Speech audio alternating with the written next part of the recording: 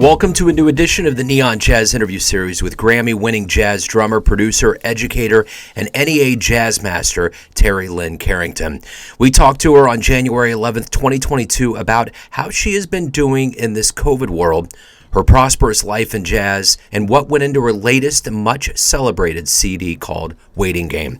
She has over 40 illustrious years in music. She's an NEA Jazz Master and 3-time Grammy Award winner that started her professional career back in Massachusetts at 10 years old, becoming the youngest person to receive a union card in Boston. She's a prodigy and a huge influence over all things jazz in both America and the world over. Enjoy this interview. Hey, thank you for taking a minute out. It's an honor to speak with you. Oh, it's my pleasure. Thank you.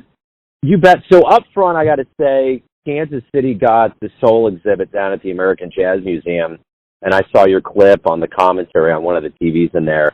And it's such a wonderful exhibit, such a wonderful way to celebrate the world of jazz.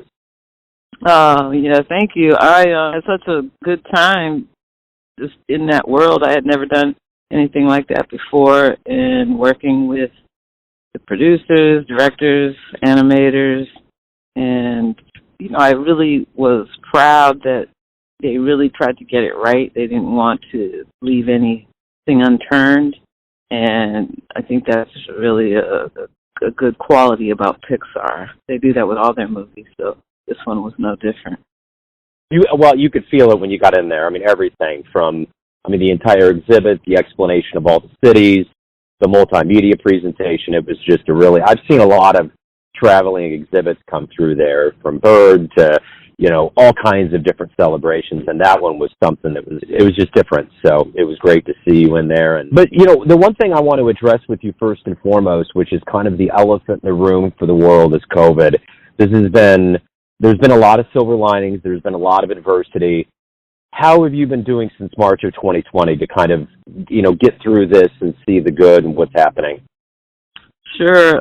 I really feel really fortunate that I've been able to maintain a very heavy workload, which has helped keep my mind off of COVID, first of all. I think that's one of the things that I do. I bury myself in work.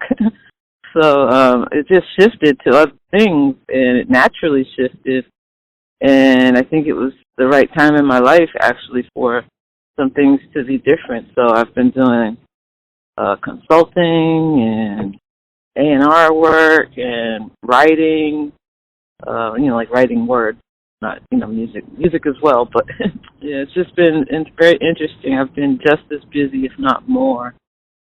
So it makes me trust the universe that things tend to work out if you just stay committed and stay creative. That's what you do, and stay committed to your values. The interesting thing, I think, coming from a jazz perspective, is jazz musicians are constantly thrown into the unknown, and you got to make something beautiful out of it. I think when COVID came around, if there was any group of artists that were probably molded for this moment, I would think the world of improv was probably the most carved out for this. Sure, yeah, I agree. I think we're definitely prepared for these types of surprises, to say the least. Yeah, we were able to pivot pretty quickly, most of us. So, and I don't want to actually sound like I don't recognize that there were many people that, were not able to pivot, and that were even, jazz musicians that just lost a lot of work and really had a hard time. So I know that some people teach and had, other things to fall back on, and some people didn't. So I don't want to not acknowledge them. So before we depart this COVID topic and move on, this was a time of self-reflection. Even with everybody being busy, there was a lot of time to kind of look within and see what's going on. Did you learn anything about yourself that maybe you didn't realize before that's going to make you stronger as we hopefully do emerge in this coming spring and summer and into 2022? Well, yeah, kind of what I was just saying. I realized that I'm going to be a creative person no matter what. I'm going to find a way to continue my mission and sense of purpose, not just in music but in life. And I think that it really confirmed that for me, confirmed that I guess I am a workaholic. So, like, I wasn't 100% for sure before COVID, but once COVID hit, I really realized that it's true. You've gotten a lot of brass and a lot of recognition for the waiting game, and this was something that has to feel good, especially during this time we're all living through. It feels good because it was a collaborative effort, and I think that was really important to me at this time and this stage of my career. I really wanted to work with other people, and I've always wanted to be in a band. And this is really the first time that I felt that to the degree that I have with this band. And that was very important to me, and I'm very proud of what we came up with together as a unit. You've been in the music industry for 40 years. You've seen a lot of roads. And I'm curious, you really started out as a child prodigy. And we always hear stories about when things happen really fast, about an adjustment period in your life. When you look back on your life right now, how do you put that in perspective? Has that altered any way that you've taken your career trajectory, or how have you kind of placed that into proper perspective? Oh, no, I mean, that was just my life.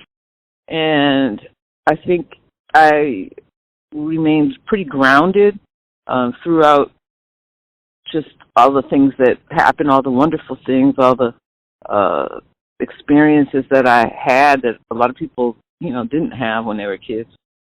I think that I somehow remained grounded through it with the help of my parents and other people that, were honest and supportive.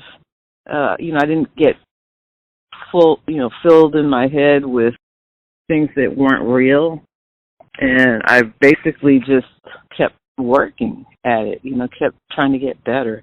I definitely, at a young age, liked the fact that I was doing something different. I was doing something different than my peers in school. I was getting attention for it. So that, I think, helped me stay with it because I was being rewarded for working hard. And I kept doing it. And I think that that's really what's important with people when they start young, is that they, one, just don't kind of start to believe the hype, but also that they just keep improving and keep developing. And then after some years, we really know what's happening. And you've had some wonderful mentors, and you've been around legends that have probably really taught you a lot. Early on, what did Wayne and Herbie really teach you about being a musician and about, just evolving as a musician? Gosh, that's a lot. What did they teach me? So many things. I think Jack DeJohnette was really my first big mentor. Other than my dad, he was really important through my development, keeping me honest. I can't, not give my dad credit. But then when I was around 18, Jack DeJohnette was a big mentor of mine. And, same thing, keeping me honest, giving me more tips about life than music, but it's all related, and at the end of the day, it's kind of all the same thing. Yeah, and even with Wayne and Herbie, Wayne became a big mentor, spiritual and musical. Not to rest, not to rest in what you've done that may have been good, but to keep moving, to keep growing and developing. Those guys, they weren't satisfied with what they did with just like the Miles Davis quintet. That would have been enough for most people for a lifetime. But they kept moving and kept developing and kept creating new things. And I think that's the biggest thing I've learned from all of them. So I'm curious, when you were younger, what was the first jazz show that you ever saw that really blew you away, that made you think, I'd love to do that with my life? Oh, I don't remember. That would be impossible because I started going when I was 5 years old with my dad. So I'm told the first time I was on stage was at 5 with Rahsaan Roland Kirk playing the tambourine. But I don't remember things from that far ago. So yeah. Yeah, but it was probably that, Do you have any pictures from that? That would be a really cool picture. No, not from when I was 5. I think the first picture I have, even it was with Rahsaan as well, was when I was 7. So, as I touched on before, you've been around for quite a while, and that's a huge feat I think to have such a ever-present career that you've had, and to do what you've done over your career, what's been kind of your key to longevity and staying relevant and timeless in what you do? Just to continue to grow and learn from our youth. I teach at Berklee College of Music. I started an institute there, Berklee Institute of Jazz and Gender Justice, and I continually align myself with young people and what they're thinking musically and socially. And yeah, I think most of us want to remain relevant, and I think the only way to really do that is to listen to the people that are coming behind you. So obviously, looking at 2022, you're looking at your itinerary and the possibility of getting out and performing live. Is there anybody on your radar that you would love to see live that you haven't in the world of jazz? Oh, wow. I haven't really thought about that. And goodness, who would I like to see live?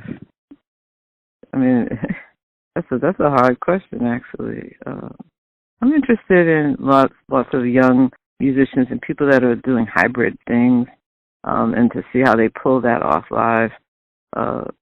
People like for instance, Casa Overall, who's in my band, or he's doing his own thing mostly now, though.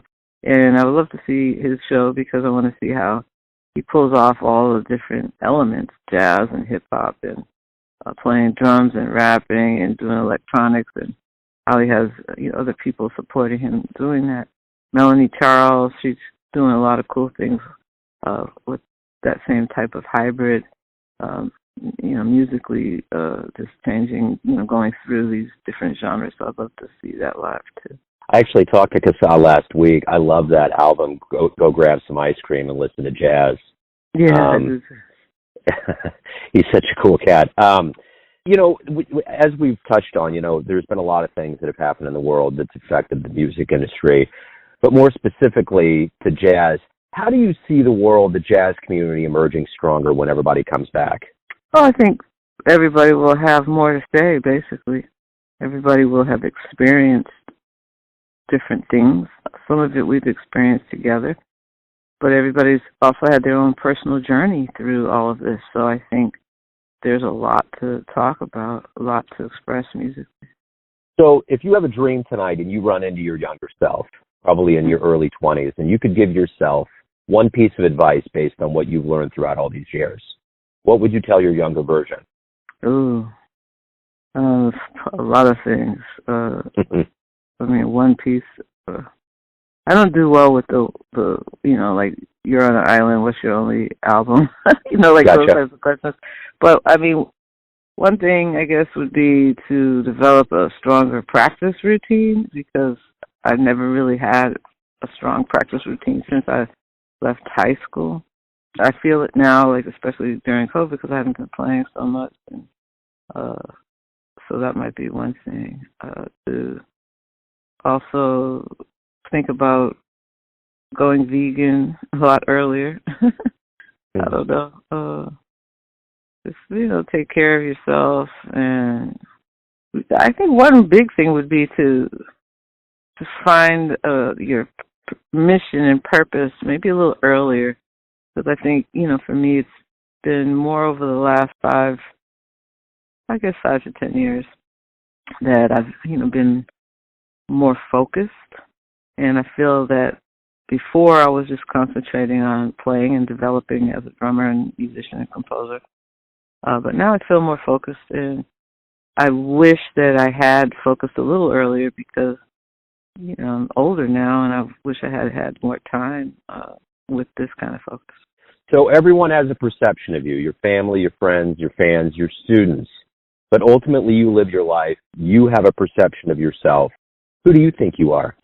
I'm just somebody that is driven by creative energy, by the arts, by trying to make the world a better place, one person at a time, or however I can.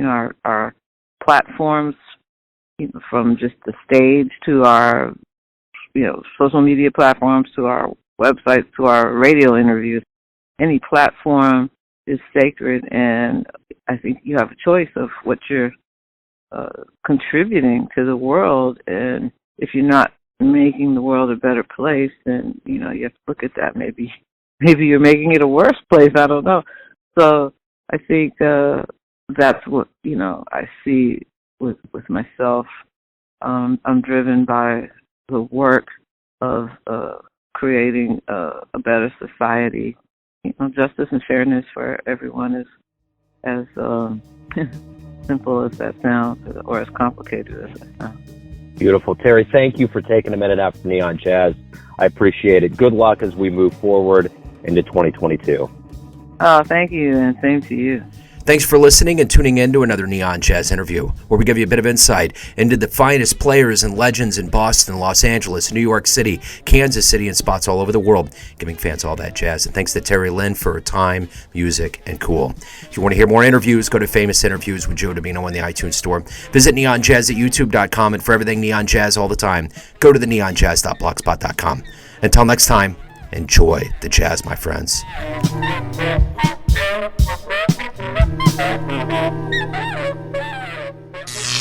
Neon Jazz.